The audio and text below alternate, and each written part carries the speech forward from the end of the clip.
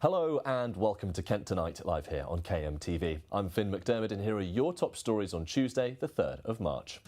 Fly tip frustrations. New data shows increase in fly tipping here in Kent, with farmers hitting back at the costly removals. We've got to see the police and local government take this more seriously. No one should be able to do this and get away with it.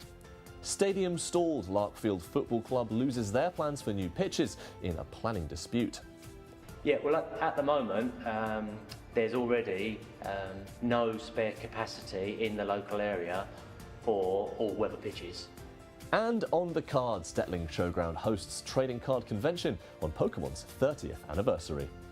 Well, an event like this takes an awful lot of planning, as you can probably imagine. It's a large venue, over 300 vendor tables.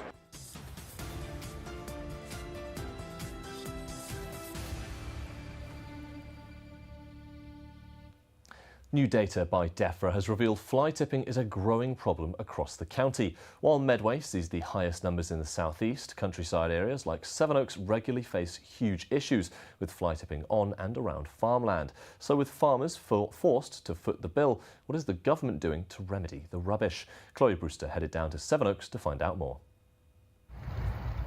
As the Garden of England, we're spoilt for choice for rolling hills. But for some, those green spaces are an opportunity to save some cash. Fly tipping cases across the country are on the increase, with Kent seeing over 100,000 fly tips in the past year. Not only are the fly tips an unsightly addition to the countryside, the cost of removing dumped waste is footed by the landowner. It seems to happen reasonably frequently. You can see the one behind, that's actually on the road, so that's a council issue, but it's on a very dangerous bend. It's a big problem for us if it gets put into one of our fields or one of our gateways, at which stage we're responsible for clearing it up. We've had 2 in the last week, and I would say it's probably in this area a weekly or a fortnightly issue. How much would this cost if it ended up on your land? Oh, if it ended up on our land, I would say there's probably at least 2 big skips worth, maybe a little bit more, so £800 to £1,000. Just around the corner, there's another waste dump, which will also be at cost to the council to remove.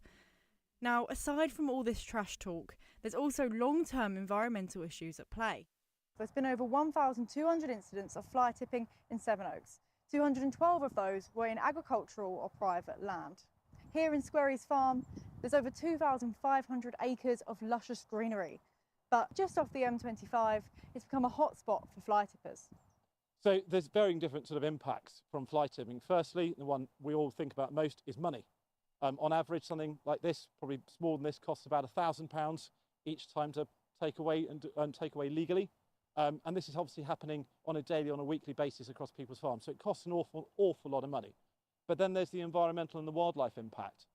Anything in there that is polluting can leach into the soil, and animals, wildlife, birds eat it, and horrible things happen. So really, there are so many impacts that something relatively small can cause. We've got to see the police and local government take this more seriously. No one should be able to do this and get away with it. So fundamentally, if you are caught doing it, you should be fined an awful lot of money. While the government say they're clamping down on so-called waste cowboys, adding that they're investing in technology and boosting Environment Agency funding to put more waste crime officers on the ground, farmers like John just hope this effort won't prove a waste of time. Chloe Brewster for KMTV in Sevenoaks. And Chloe's here in the studio now to talk to me about this in more detail. So, Chloe, first of all, talk to us about this data. What exactly is it referring to? So the data was released last week by DEFRA, that's the Department for Environment, Food and Rural Affairs, and they were looking into the number of fly tipping incidents across the UK. You can see on this graph, while I did most of my report in Sevenoaks, Medway is actually pipping that top spot there of 6,200 cases. After that, that's Canterbury, but Canterbury is less than half of what Medway is, so clearly a serious problem here. Looking at the general outlook of the data, you can see that actually in the whole of the southeast, Medway is the second highest for fly tipping cases. Well, the only people to beat that in the southeast is Southampton, so yeah, pretty serious there. Also, this data, it breaks it down based on the types of fly tipping. As I mentioned in that report, there was 212 incidents of agricultural or private fly tipping last year. For Sevenoaks, that's 4 times per week. I see. And what are the government doing about this? What have Kent's MPs said? So the government say they're going to be investing in funding. They're going to be looking at technology to sort out this crime and look into it. They're also going to be boosting the Environment Agency funding to put more waste crime officers on the ground. As well as that, the Department for the Environment, Food and Rural Affairs has issued guidance for local authorities that advises them how to seize and crush vehicles that are used to dump waste. So not only are they trying to track these people down, they're going to be actually tackling it at the cause, which is when people go to these country lanes in their vehicles and drop off large amounts of waste. They said the new guidance vehicle seizure powers for local authorities will provide the first comprehensive overview for councils, offering clear instructions on identifying, seizing and disposing of these vehicles involved in fly tipping, as well as advice in taking cases to court. I see. Thank you very much for bringing us all the latest on this data. Next, a Tunbridge Wells man living in Abu Dhabi has spoken about his experience amid the current Middle East conflict. Justin Cook, who grew up in Kent, now lives in the United Arab Emirates with his family. And on Saturday, they received emergency alerts on their phones with warnings of an impending missile attack. Soon after, they noticed loud bangs and puffs of white smoke in the sky from interceptions by the UAE on missiles. Justin remains assured that Abu Dhabi is prepared for whatever someone can throw at it and are currently safe and carrying on with their lives. Now, next, 4 days into the US-Israeli war on Iran, hundreds of flights have been grounded, the death toll has reached almost 800, and oil and gas prices have spiked. For British citizens stranded across the Middle East, the UK government has announced its first charter to flight to bring them back to British soil. But things are looking bleaker for British Iranians with family in affected countries as missiles continue to fire. Earlier, we spoke to Mina Safavi, a Dover resident originally from Tehran. I'm really worried about Iran because I need to work for the cost of living. On the other hand, I'm worried about my family and also about my fellow citizens in Iran, specifically in Tehran, because we are residing in Tehran. And some explosion happens, and we are happy that the humanitarian intervention is going to help the defenseless civilians. But on the other hand, we just want the peace for Iran. I suppose, could you tell me the moment where you heard first about the US-Israeli strikes in Iran and your immediate reactions and your worries for your family? Tell me about that. Yes, it was around 2 days ago that we heard that Khamenei, the dictator leadership of Iran, passed away. And as you see that on media, that lots of people were dancing. And yesterday, I think it was yesterday, yes, that I realized that it was a strike in Iran. And now, at the moment, I understood that just in our street in Tehran, there is an explosion, yes, and I'm really worried about what's going on in Iran at the moment. But I have both feelings at the same time, I can say. So one of my feelings shows that, something is going to be changed and the humanitarian intervention is taking action on behalf of us. But on the other hand, I don't want defenseless civilians, get harmed or bringing casualties to the hospitals. I spent most of my time and most of my life in Iran. I always was witness to what happened in Iran, and I'm really worried in total because also the internet is cut off. We have no access to internet in Iran to communicate with our families. Tell me about what kinds of things your family were describing. You said you didn't have much contact with them because the internet went out. Was there much communication before that about the conflict? So you mean about the USA conflict that happened recently? Yes. Yes, about this conflict, some of them are biased news that they try to broadcast on the medias and on the news about the ordinary people, that they are trying to complaining against, for example, USA or against Israel, that they are just bombarding, they are just destroying the constructions or the buildings, but it is unbelievable, and it is really difficult for you to understand it because you have never been in this situation. people are really worried about this situation. And also, the last time that I called my mom, they said that we can hear lots of explosion voice, which can be really threatening, and it affects on our heart because our parents are pretty old, and it affects on their healthiness. Now it's time to take a look at the weather.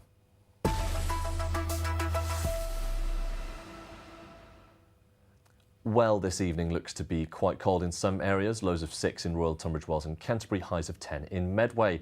A little bit more sun coming out with temperatures dipping slightly tomorrow morning. Highs of 9 degrees in Margate and Dover. Getting very warm into tomorrow afternoon. Highs of 15 degrees there in Maidstone and Dartford. Lows of 12 in Margate with some sun.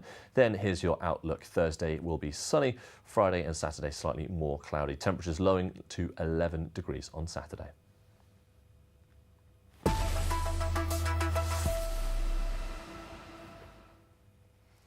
Now we have got a short break, but stick with us for some more news afterwards, including a talk about Ramadan with a representative from Nisir Mosque. We'll also be speaking to the CEO of Kent and Victor Chamber of Commerce, all about how the conflict in the Middle East is affecting Kent's economy and prices. And we'll be taking a look at a local football club who have been struggling to improve their facilities amid a planning dispute. All that and more after this short break.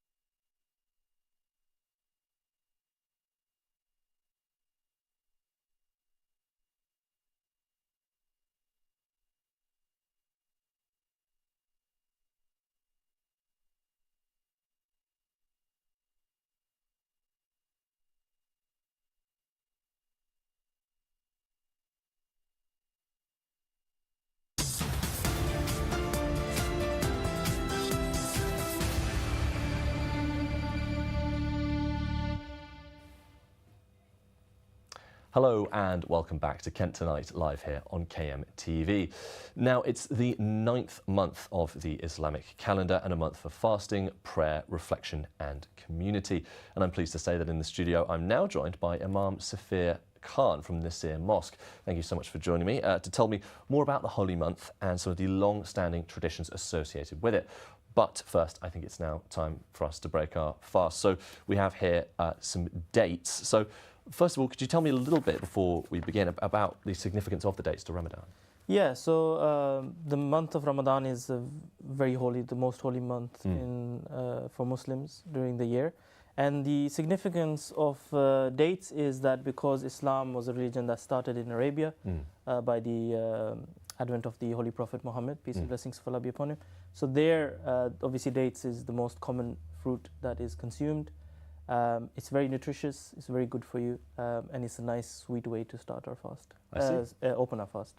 I see. Okay. Well, do you typically tend, is there a specific time you will break your fast? Does it always fall on the same time? Tell us a bit about that. Yeah, so the fast opens with the sunset, and you initiate or you start your fast before sunrise. So we started our fast this morning, just around 5 o'clock in the morning, and then now is the time to open the fast. So shall we? Yeah, let's do it.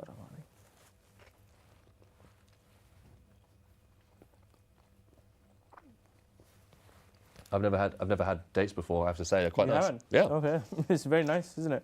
Yeah, it is. It is. So when people tend to think of Ramadan, they tend to think of just the fasting, but there's more elements to it, right? There's more. The most important thing is obviously spiritual aspect of Ramadan, prayers, worship.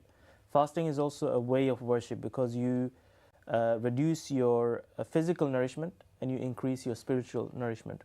And we see that obviously with a lot of, in a lot of religions, in Christianity, in Judaism, you see fasting is some, in different ways practiced.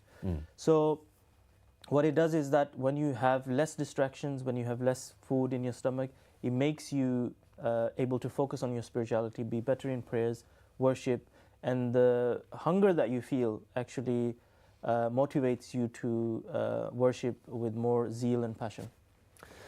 I see. And can you tell me a bit about some of the events that that Muslims might be doing to boost that sort of sense of community that Ramadan would bring? Yeah, so obviously in the month of Ramadan, the prayers increase. We spend more and more time in the mosque. We do have 5 daily prayers on a regular basis anyway, even outside of Ramadan. But during the Ramadan, we have special longer prayers in the mosque. And at occasions, we also arrange a collective opening of the fast.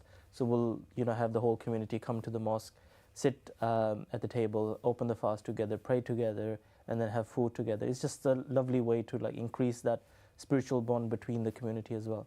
Absolutely. Well, thank you so much for joining us and for breaking your fast with us. We really appreciate this insight into all the community and culture that's really happening. Thank you for joining me. Thank you. Next, as the war between the US and Israel on Iran continues, international markets have seen soaring gas and oil prices that have rippled across the globe. And this has even affected the British government's spring statement, which Rachel Reeves delivered to the House of Commons earlier this afternoon, amid a background of concern as conflict in the Middle East intensified. But what do terms like fiscal headroom and inflation actually mean, and how can they affect you here in Kent? Well, I'm pleased to say I'm joined now by the CEO of the Kent Invicta Chamber of Commerce to explain this to me. Hi, Tudor. How are you doing? Thank you so much for joining us. I'm very well. Good to see you. Good to see you as well. First of all, could you talk to me a bit about some of these oil and gas prices? We've been following the Israel, US and Iran war and seeing it could affect oil and gas prices across the globe. Can you go into some more detail about these kind of effects? Yeah, so as you would expect, someone like Iran is probably the 3rd biggest producer of oil.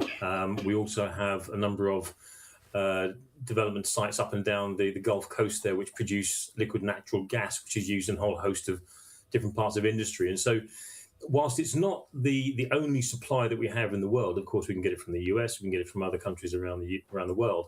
What it does, of course, it puts pressure on the supply. And what happens is markets get a bit worried. They start to get panicky. And of course, it means that they're worried that there's less fuel available. And so they start to put the price up to try and maximize the profits of the fuel that they have left. So the longer the dispute and the conflict goes on in the Gulf, and the more trouble we have getting oil and gas out of that part of the world, then obviously the knock-on effect it will have on prices for us here. I see. I'd like to. We haven't got too much time, so I'd like to move on a little bit to the spring statement. So we've seen the autumn budget a few months ago, but can you tell us a little bit about what the spring statement is and what it sets out for the government? So the Chancellor last year said that really they were going to have one proper budget a year, and she sort of stuck to that commitment. So today's fiscal event was more of a fiscal non-event, which was great. And to be honest with you, for most businesses, no news is good news. You know, we've had national insurance contribution rises, we've had business rates going up. There's a number of other legislative things coming into play this 1st of April. So it was a bit of a non-event, which is good news for us in business. We're quite happy. We'd like to know what's going on and no shocks and surprises. There was a bit of a down forecast for the economy. The rate of growth is going to slow slightly. And of course, you know, as things carry on in the Middle East, we're not quite sure how that's going to affect us moving forward. But generally speaking, today was a no news day from the Chancellor. So all in all, not bad. I see. I think that's all the time we have. Thank you so much for joining us, Tudor.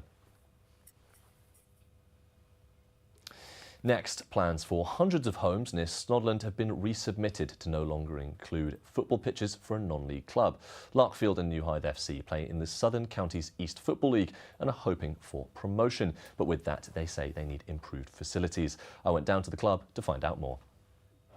Larkfield and New Hythe FC have played in Snodland for more than 60 years and have built up a dedicated following as they moved up the football pyramid to the Southern Counties East League, playing alongside clubs like Punjab United, Whitstable Town and other teams from across the county. For 3 years, they've been working with OB Developments on plans to build 150 homes and new community sports facilities on the abandoned Oast Park Golf Club. But after the company submitted them, they've now been withdrawn. Their new proposal is aiming for 320 homes, a community hub and a grass football pitch, removing the 3G all-weather pitches, paddle tennis court and golf driving range. For the club, who are hoping to expand, it's a real blow. Yeah, well, at the moment, there's already no spare capacity in the local area for all-weather pitches. We're trying to really progress the club. We've done really well the last few years in promotions. And we want to get promoted again this year into the Ishman South East. And you need to have a 3G in order, so you've got control of your own training, you've got development of all the youth coming through, they've got somewhere to train, you've got a community club because you're all training in the same place. You know, all of these things are the bedrock of what you need if you're going to progress as a whole as a club. For Larkfield and New Hythe FC, they may as well be playing on a pitch that's slanted like this, just because of how difficult it's been to get this development through the door. For 3 years, they've been hoping for an upgrade to their clubhouse, which would have a new tier added to it, 2 entirely new 3G pitches, and even a paddle court on site. But once the developers withdrew that application and then changed it, the future they were hoping for isn't going to come to pass quite yet. Larkfield and New Hythe FC aren't the only ones who are opposing the new development, with the area being designated as part of the national landscape, being home to rare birds and dormice. The number of houses was unacceptable to us. It was a major development. This is national landscape land and we're trying to protect it. So we're doing a lot of conversations with councillors. We've had meetings with both borough and local councillors and communication with planners to try and protect the land. OB Developments have said the revised scheme is being designed to minimise landscape impact, maintain a clear buffer between Snodland and Burling and protect the distinct character of both settlements. The plans respond to feedback received from the local planning authority on a previous planning application and reflect a sensitive approach to landscape, access and the provision of homes and community amenities. For Larkfield, it's not just about their first team. There's youth, women's and other teams that they want to provide with a place to train. And they say they're having to start from square one for their future. Finn McDermott for KMTV in Snodland. Next, armed police, drones and a helicopter were called to an abandoned school in Hythe after shots were heard. Foxwood School on Seabrook Road was abandoned almost a decade ago and has become subject to vandalism and fires since then. On the 2nd of March at around 2 p.m, gunshots were heard, what was believed to be gunshots were heard near the school, prompting armed police responses. Witnesses say there were at least 7 emergency vehicles on the scene, including fire engines and police cars, while drones were also spotted. A police spokesperson said nobody was located at the premises and inquiries are continuing into the circumstances. 5 years ago today, 33-year-old Sarah Everard was killed by ex-police officer Wayne Couzens. It's a story that shook the community's faith in the police, sparked protests on the streets and shone a light onto the safety and security of women in our society. On the 3rd of March 2021 at 9 p.m, a little over half an hour into her walk home, Sarah was stopped by Couzens. After showing her his Met Police warrant card, it's believed he claimed he was arresting her for breaching COVID guidelines. What happened next is entirely unclear, but Sarah was raped and murdered, likely with his police belt. By July of that year, Couzens admitted he was guilty of the rape, kidnap and murder of Sarah Everard, and by 2021 he was sentenced to a whole life order. Our reporter Megan Shaw is currently at a vigil for Sarah Everard and will bring you more on that story in tomorrow's show. And now it's time for the weather.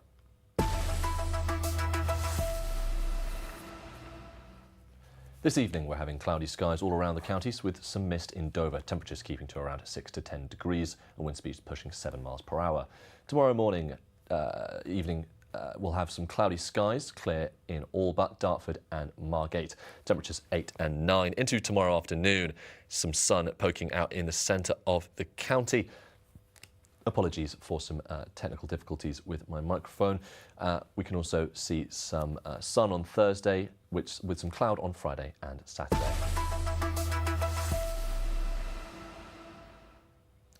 It's now time for a quick break, but be sure to stay tuned as we recap the top stories of the evening in a few minutes. See you then.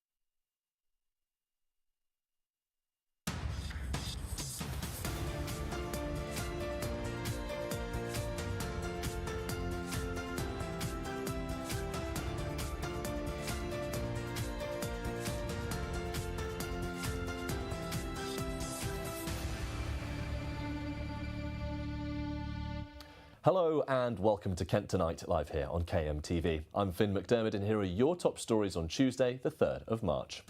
Fly tip frustrations. New data shows increase in fly tipping here in Kent, with farmers hitting back at the costly removals. We've got to see the police and local government take this more seriously. No one should be able to do this and get away with it. Stadium stalled. Larkfield Football Club loses their plans for new pitches in a planning dispute. Yeah, well, at the moment, there's already no spare capacity in the local area for all-weather pitches.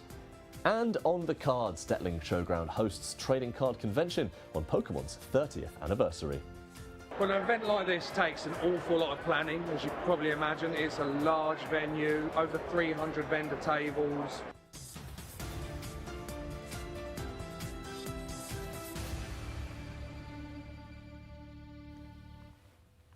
First, let's take a look back at our top story, where new data by DEFRA has revealed fly tipping is a growing problem across the county. Now, while Medway sees the highest numbers in the southeast, countryside areas like Sevenoaks regularly face huge issues with fly tipping on and around farmland. With farmers forced to foot the bill, what is the government doing to remedy the rubbish? Our reporter Chloe Brewster went down to Sevenoaks to find out more. As the Garden of England, we're spoilt for choice for rolling hills. But for some, those green spaces are an opportunity to save some cash.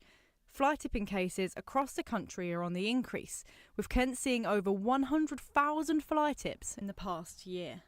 Not only are the fly tips an unsightly addition to the countryside, the cost of removing dumped waste is footed by the landowner. It seems to happen reasonably frequently. You can see the one behind, that's actually on the road, so that's a council issue, but it's on a very dangerous bend. It's a big problem for us if it gets put into one of our fields or one of our gateways, at which stage we're responsible for clearing it up. We've had 2 in the last week, and I would say it's probably in this area a weekly or a fortnightly issue.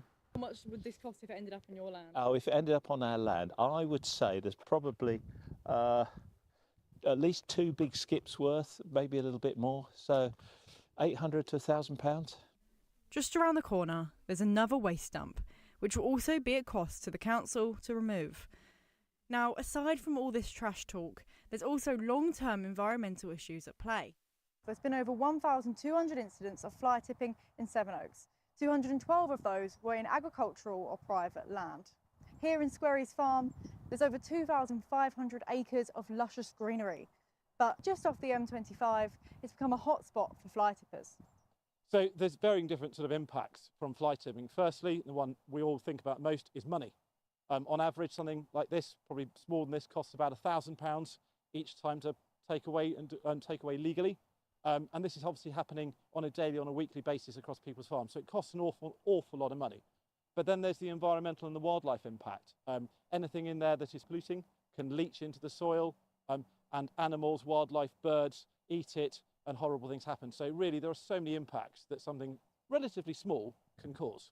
We've got to see the police and local government take this more seriously. No one should be able to do this and get away with it. So fundamentally, if you are caught doing it, you should be fined an awful lot of money. While the government say they're clamping down on so-called waste cowboys, adding that they're investing in technology and boosting Environment Agency funding to put more waste crime officers on the ground, farmers like John just hope this effort won't prove a waste of time. Chloe Brewster for KMTV in Sevenoaks. Body cam footage has captured the moment police discovered a burglar hiding in a loft after tracking stolen AirPods. Anthony Allen had broken into a home in Ashford on Christmas Day before officers traced the device to a nearby address. The 47-year-old has now been imprisoned for more than 2 years. So to tell us some more of the details, Kristen Hawthorne joins me now. So Kristen, what can you tell us about this case? Well, it began when a man called Anthony Allen, who is pictured in between us, had burgled a house in Boxley in Ashford on Christmas Day while the victims were out visiting family.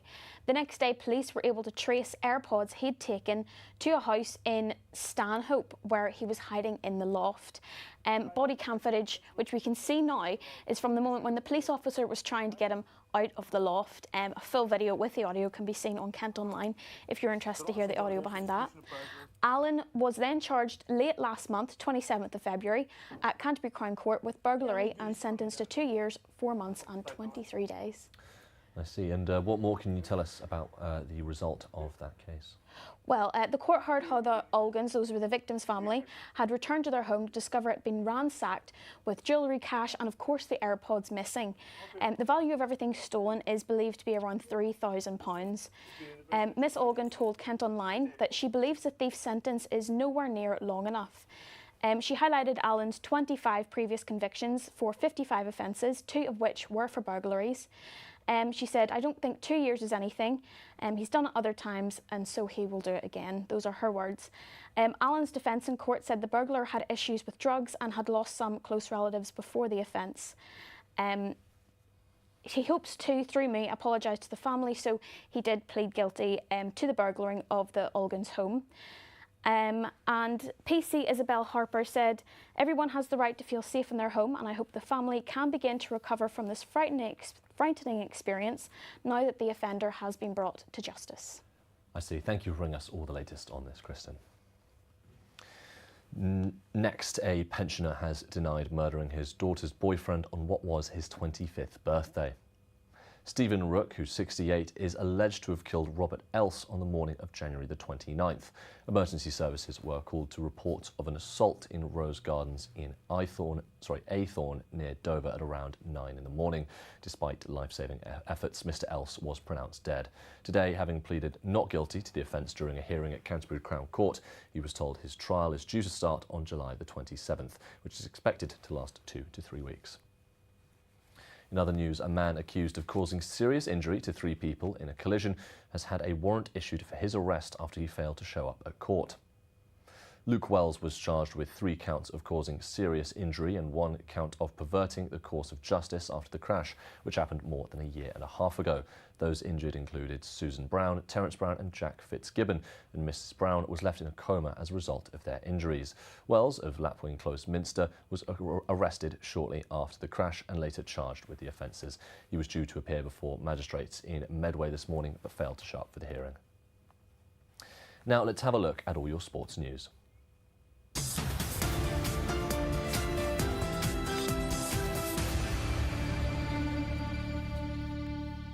First off, Gillingham FC are looking likely to field a young squad in their upcoming Kent Senior Cup semi-final against Tunbridge Angels.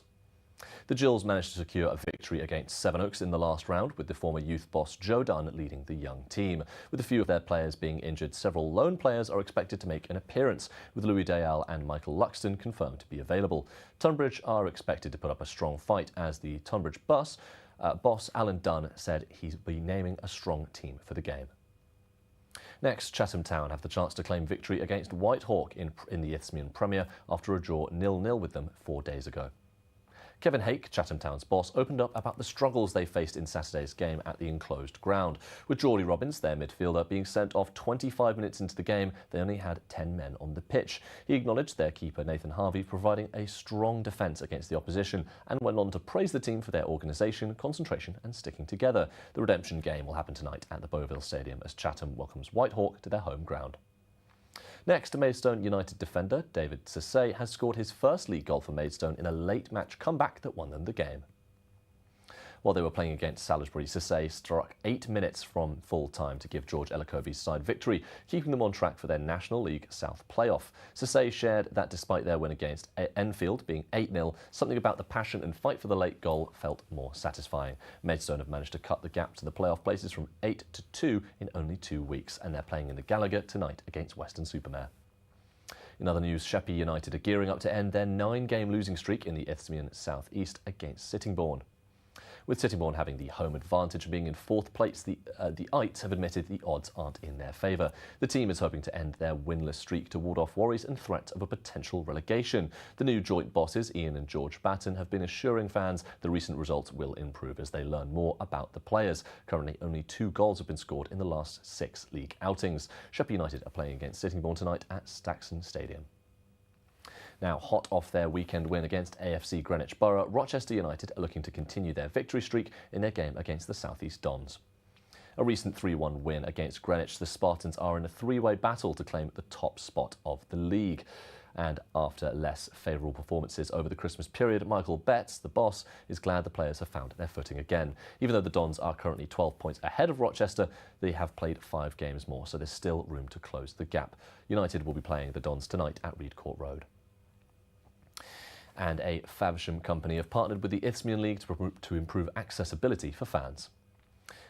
The collaboration will allow every club to be captured through high-quality 360 virtual tours, letting any potential visitors explore any of the 88 clubs before they attend in person. Fans with anxiety, autism or mobility needs will be able to plan their visits to allow a more enjoyable experience for some supporters.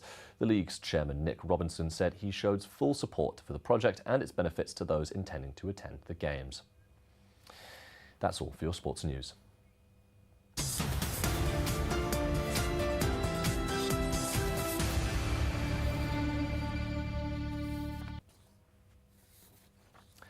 Now it is time for a short break, but coming up next, as Pokemon celebrates its 30th anniversary, our reporter Ethan Mataringi went to a local event celebrating the famous card game. We'll also be talking to Marcellus Almazar on some more stories from around Kent, and we'll also be joined by Jay Blakesley, who presents Made in Kent, all about what we can expect from tonight's episode, which is centred around local handmade craft businesses. And it's all been sunshine in parts of Kent today, but we'll have a look at whether or not their sunny weather will continue. See you soon.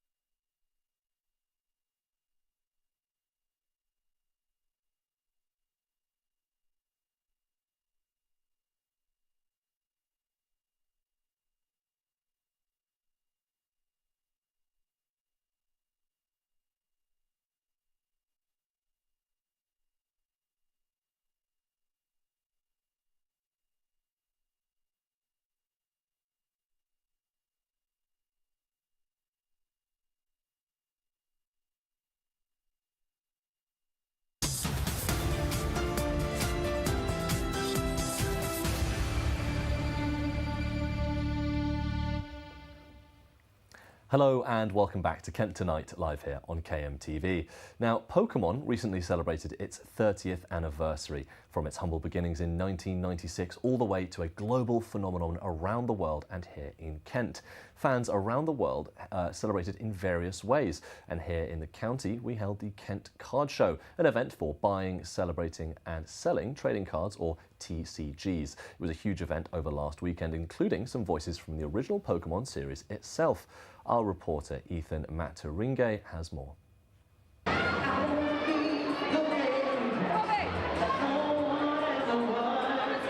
here at the Kent Card Show to take a look at the event and discover how Kent is celebrating 30 years of Pokemon and trading card games as a whole.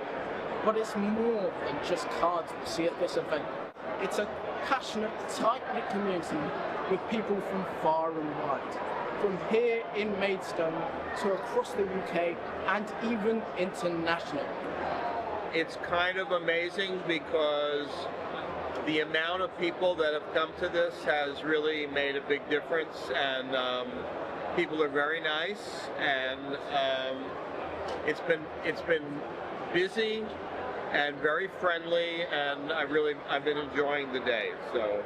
Whilst Pokemon is undeniably the main event, all sorts of hobbies and interests are represented at the card show, from anime to Disney and from Dungeons and Dragons to sports. But the cards are of course the main focus. I've seen a lot of familiar faces, a lot of new customers as well. Definitely a lot of work.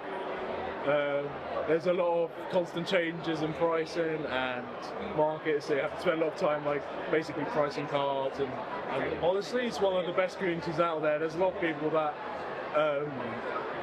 don't see all the behind the scenes, but it's one of the only communities where you can be brand new and people welcome you with open arms, and there's something for everyone. The show took place at Detling Showground and was organised by Dan Davies, director of the Subcentre, a TCG business in Herne Bay, and comes the day after Pokemon Day, a yearly international celebration of Pokemon as a game, hobby and community.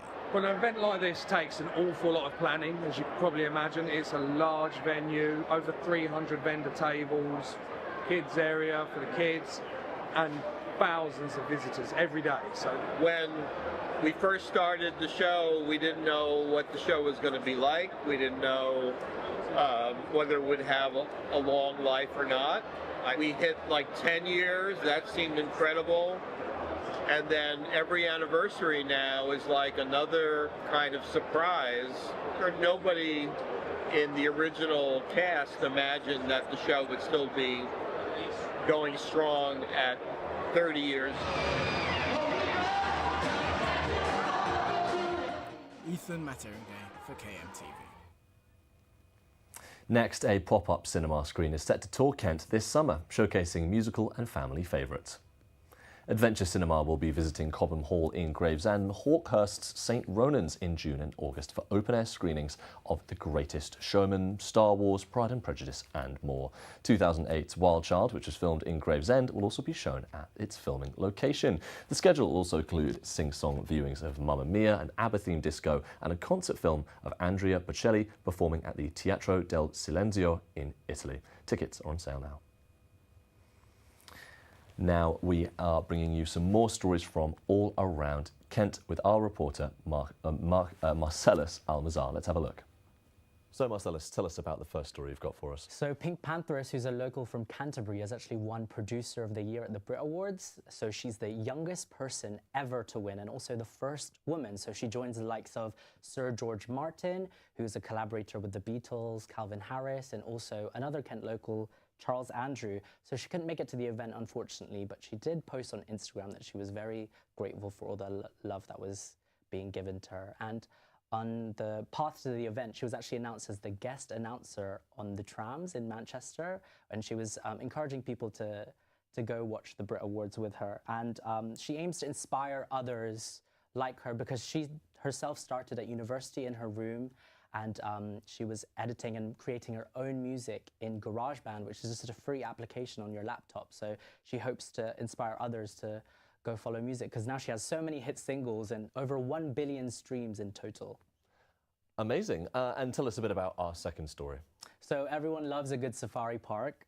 Port Lim Reserve in Hythe is celebrating their 50th anniversary with a bunch of special events that I'm sure people aren't going to want to miss out on. So the reserve spans over 600 acres of land and has led conservation efforts in the area and has ultimately become the county's largest animal attraction.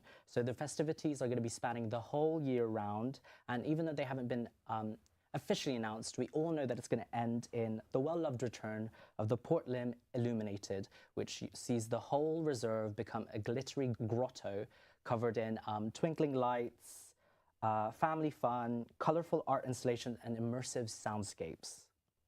Amazing. And can you tell us a bit about our third and final story? So a factory worker from Herne Bay is raising money for a mental health charity by running from his local pub, Hampton Inn, all the way to the Eiffel Tower in France. So he's going to be raising money for a campaign against living miserably. So Finn Dale will run 212 miles over the span of 2 weeks, which means he'll be running over a half marathon every single day. And at only 22, he was inspired to commemorate his grandfather, Malcolm Kopak, who took his own life when he was only 6. And despite his young age, he was speaking about how he remembered how it affected everyone around him. So his first stint will be from Herne Bay all the way to Aylsham, and then he'll be taking a port from Dover to go to Calais, which will continue all the way to France. Thank you so much for bringing us those stories, Marcellus. Coming up after this, we'll have a new episode of Made in Kent, our student-led programme that talks all about different businesses across the county. This week they're exploring different heritage crafts that might have been lost to time, but they've caught up with some modern incarnations of those, whether it's blacksmithing, candle making or some other things. But you'll just have to watch to see. But for a bit of a preview, I spoke to the show's presenter, Jay Blakesley. So Jay, first of all, just tell us a bit about Made in Kent in general. Well, Made in Kent is a show that you can see a deeper look into the business and cultural side of Kent's economy. And you can see what goes into making our county just that so much special. We speak to small and local business owners and sometimes their colleagues to get a wider view of the behind the scenes of their work and maybe even the history of it. And also sometimes we do speak to their customers or even the general public to get their opinions on the certain things. But every week we explore a menagerie of businesses through the lens of a theme for that week. In the past, we've gone through hair and beauty. We've done our first episode in this group was for family businesses, and my personal favourite episode we did quite recently was for hobby space. This is a nerd culture. Amazing. Tell me a bit about the theme for tonight's episode and what viewers could expect. Well, in tonight's episode, we're going into the world of Kent's arts and crafts. And despite they are often some of the least respected kind of arts in our culture, even though the vast majority of them still require considerable skill. So we wanted to highlight some of them tonight and give them the attention that we think they ought to get. So the three stories that we'll be covering in tonight's episode we'll cover today involves a solely independent wax business that features completely out of the owner's own home. We go into a more hands-on craft with the world of pottery and ceramics making, and the one that I'm most looking forward to. We go into what's essentially more of a heritage craft. We managed to speak to a genuine blacksmith. Amazing. Putting you on the spot here a little bit, but just give us a pitch about why people should tune in. Well, it's because it's just nice to learn about where you live. I've only lived here in Kent for a short few years, but my time working on Made in Kent has genuinely broadened my entire perspective of the county, and I really, really hope that watching the show gives you that broadened perspective as well. Absolutely. Do you have a favourite part of the show this evening, something you're really, really excited that people get to see? Oh, well, like I already said, I'm very, very excited to watch that blacksmith story all the way through. I've heard very small details. I've heard that the blacksmith that we talked to is actually potentially third generation blacksmith, and all of the things that he's learned have come through his family. It gives very fantasy vibes for me, which I'm a big fan of. Absolutely. And just before we go, could you give us a brief rundown of where people can watch Made in Kent? Well, all of our previous episodes are on kmtv.co.uk, but our upcoming episodes will be going live at 7 p.m. every Tuesday. That does include tonight. Amazing. Can't wait to tune in. Thanks so much, Jay. That was Jay Blakesley there talking all about Made in Kent, which you can watch a little bit later. Now, we've recently been having some great weather. Beer gardens, beaches, the perfect kind of weather for those sort of activities. But will it stay into the weekend? Fingers crossed. But now let's have a look at our weather forecast.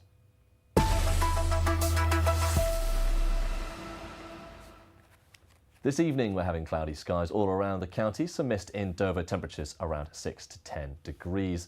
And into tomorrow morning, slightly low temperatures 8 and 9 degrees with some sun across the county.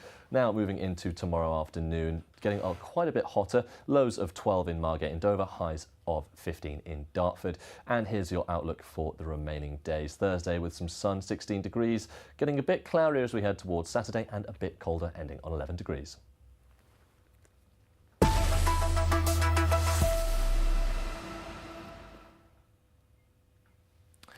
Apologies for that there. You've been watching Kent Tonight live here on KMTV, and there's more news made just for Kent throughout the evening. Don't forget you can always keep up to date with the latest news across your county by logging on to kmtv.co.uk. You can also keep us on your social timelines by liking us on Facebook and following our TikTok. And if you have a story that you think we should be covering, then please don't hesitate to get in touch. We also have a series of special programmes: Invicta Sport, Made in Kent, Kent Student 101, Kent Film Club, The Kent Politics Show and Kent Chronicles. You can watch all of those throughout the week or catch up with them on our website. But from me, for now, have a very good evening and I'll see you soon. Goodbye.